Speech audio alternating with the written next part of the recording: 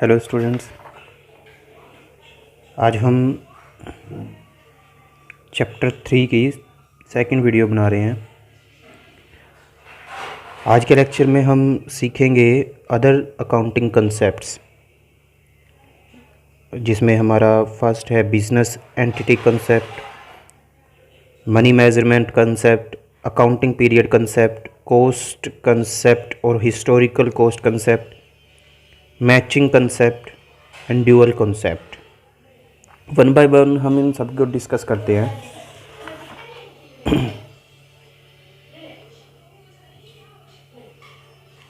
सबसे पहले आता है हमारा business entity concept.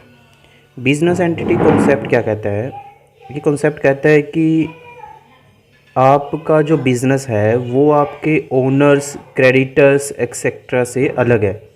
That means business is a separate entity. देखेंगे क्या लिखा हुआ है।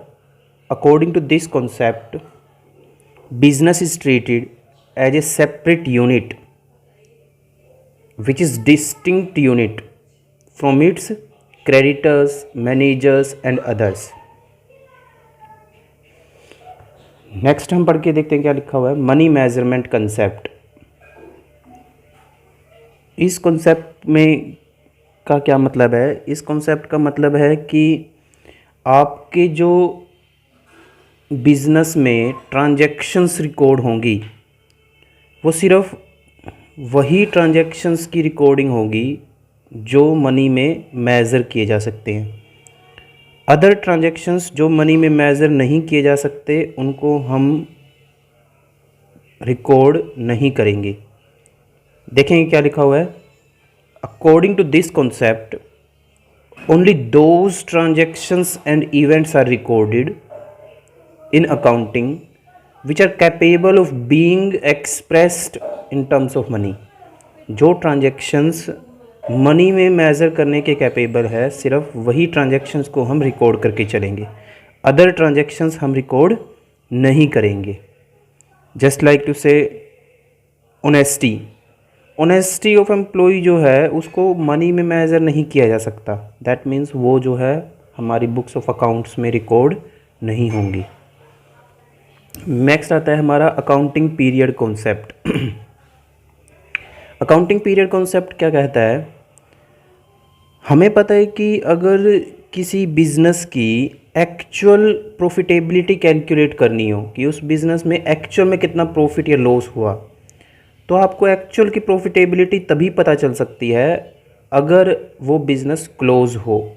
जब वो बिज़नेस क्लोज़ होगा तभी आपको पता चल सकता है कि आज तक इस बिज़नेस ने प्रॉफिट कमाया कि लॉस हुआ। बट हमारे जो बिज़नेस में है वहाँ पर बहुत सारे ऐसे यूज़र्स हैं जो शॉर्ट एंड फ्रीक्वेंट इंटरवल्स पर बिज़नेस के प्रॉफिट्स चाहते हैं। वो देखना चाहते हैं कि ये बिज़नेस प्रॉफिट में चल रहा है कि लॉस में चल रहा है। तो इसलिए जो बिज़नेस की पूरी लाइफ है इसको हमें शॉर्ट पार्ट्स में डिवाइड करना होगा, जिसे हम बोलते हैं अकाउंटिंग पीरियड। और इनकम टैक्स का जो लॉ है उसने बिज़नेस के अकाउंटिंग पीरियड को 1 अप्रैल से लेके 31 मार्च तक कंपलसरी कर दिया है। देखेंगे क्या लिखा हुआ है। According to this concept, the entire life of the firm is divided into time intervals for the measurement of the profit of the business. 12-month period is usually adopted for this purpose. According to income tax law, a business has compulsorily to adopt financial year beginning on 1 April and ending on 31 March.